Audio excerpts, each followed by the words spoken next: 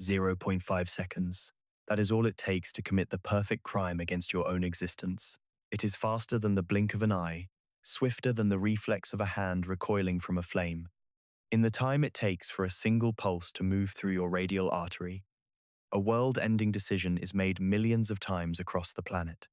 It happens in the quiet hallways of office buildings, in the glowing light of kitchen disposals at 11 p.m., and in the suffocating intimacy of a shared bed.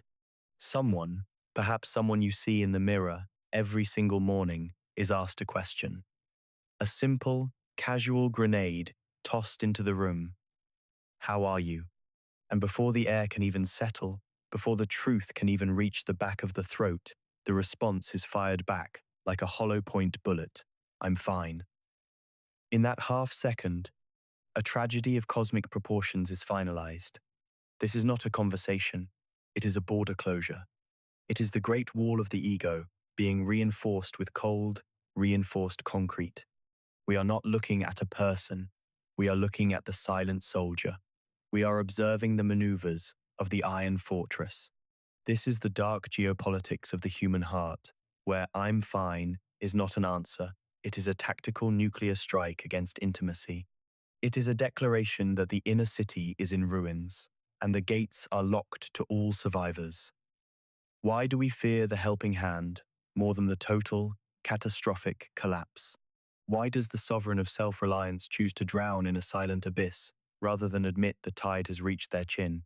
Today, we peel back the skin of this polite deception to see the machinery of survival that is slowly crushing the life out of the one who wears it. You aren't just watching a video, you are witnessing the autopsy of a lie that has been keeping you alive and killing you at the exact same time. To understand the architecture of this silence, we must perform an archaeology of the soul, digging through the sediment of decades to find the blueprints drawn in the dark. The silent soldier was not born with a heart of stone. They were forged in a furnace of early disappointment, where the temperature was set by the cold indifference of their environment. Imagine a child, the miniature architect, standing in a hallway that feels miles long. They have a scraped knee, a broken toy, or a fear that the world is ending. They reach out, they cry, and the world does nothing. Or worse, the world tells them to be strong, to stop being a burden, or to hush. In the geopolitics of that household, there was no foreign aid. There were no rescue missions for the fallen. There was only the harsh law of the frontier. If you cannot fix it yourself, it remains broken forever. This is the origin of the porcelain titan. They realized that needing was a high-risk investment with zero return. They learned to build a self-sufficient ecosystem within their own ribcage. They became a ghost of the front line, fighting battles with monsters under the bed and monsters in the hallway, all while maintaining the serene face of a summer lake. This is the survival reflex of the hyper-independent. We see it in the data, the haunting echoes of the ACE study, where early neglect rewires the brain's reward system. For the architect of solitude, self-reliance is not a personality trait, it is a biological manifesto. The brain is programmed to believe that vulnerability is a fatal flaw in the armor. So, they grow up to be the person everyone else leans on. They are the atlas of the suburbs, carrying the weight of their partner's stress, their boss's demands, and their friends' tragedies, all while their own internal foundations are trembling under the weight of a 9-magnitude earthquake. They are a factory that produces stability for the world, while the boilers in the basement are screaming toward a meltdown. They look at the people around them and think, I must be the one who holds the line. But who holds the line for the one who never lets it drop?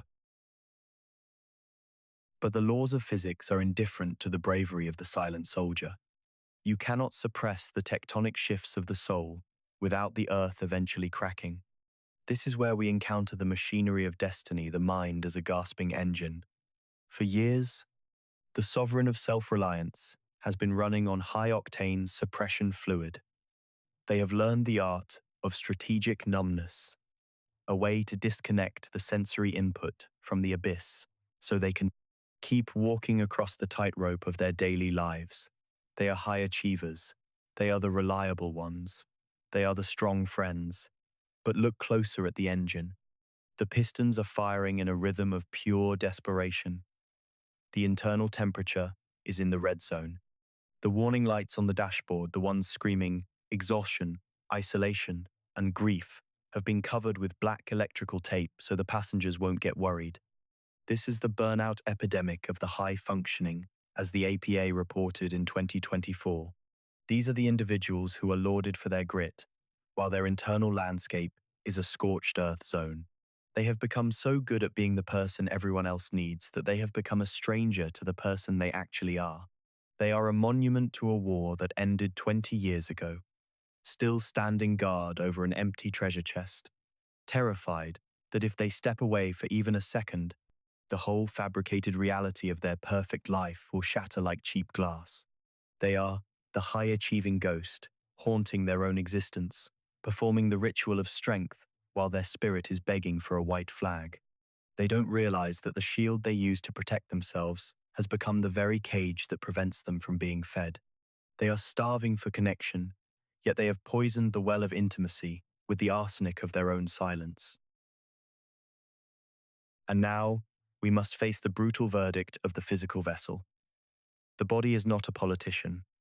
It does not know how to lie. It is the biological whistleblower.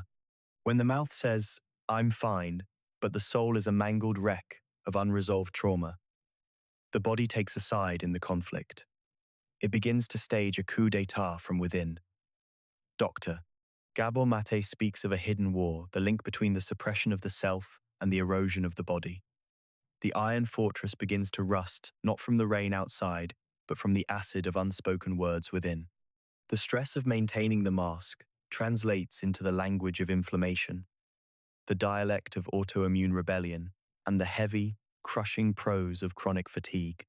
The nervous system, that intricate machinery of destiny, is trapped in a permanent fight-or-flight loop.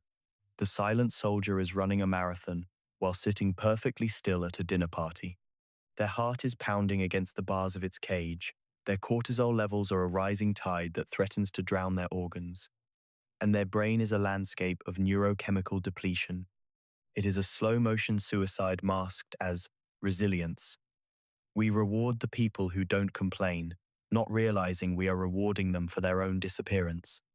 We call them pillars, ignoring the fact that pillars eventually crumble under the weight of the roof they were never meant to carry alone. The body eventually says no because the mind was too afraid of the fallout. The sickness is not an enemy. It is the final, desperate attempt of the spirit to get the attention of the sovereign who has ignored it for a lifetime. So, what is the resolution for the architect of the empty room? Is the iron fortress a permanent sentence? The turning point is not found in a grand explosion of emotion, but in a quiet, strategic surrender. It is time for the sovereign of self-reliance to realize that their greatest strength has become their most restrictive prison. To heal is to commit an act of high treason against your own ego. It requires strategic vulnerability, the terrifying decision to lower the drawbridge just an inch. It starts with a whisper, a tiny crack in the porcelain. It is the realization that letting someone else see the ruins is not a sign of failure, but the only way to begin the reconstruction. You have spent your entire life being the person everyone else needs. You have been the pillar, the shield, the silent engine, and the ghost in the machine. But the cosmic truth is this: a tree that refuses to bend in the wind does not prove its strength. It simply waits for the storm that is strong enough to snap its trunk in two. A willow, however, knows the power of the lean. It knows that bowing is not breaking. If you are watching this, and you recognize the weight of that "I'm fine" mask, if you are the burden bearer who is currently gasping for air while smiling for the camera, know this: you are not alone in your prison of independence. The great filter of our modern age is the illusion that we are meant to be closed systems. But humans are not machines. We are ecosystems. We require the exchange of atmosphere. We require the rain of another's empathy to keep our own soil from turning to dust. If you recognize yourself in this narrative, if you are the one who has forgotten how to ask for a lifeline, leave a mark. A simple period, a fragment of your story, or the word enough in the comments below. It is a signal fire in the dark. It is a way of saying, I am here, and I am tired of being fine. The Behavioral Psychology Lab is not a clinic. It is a gathering of the weary who are learning to be human again. Class dismissed, but the internal dawn is just beginning. Go out and find the courage to be fragile. The world doesn't need another monument of stone. It needs the warmth of your beating, broken, and beautiful heart. If tomorrow the whole world went quiet, would you finally have the strength to hear the sound of your own soul? Only the sovereign spirit knows the answer.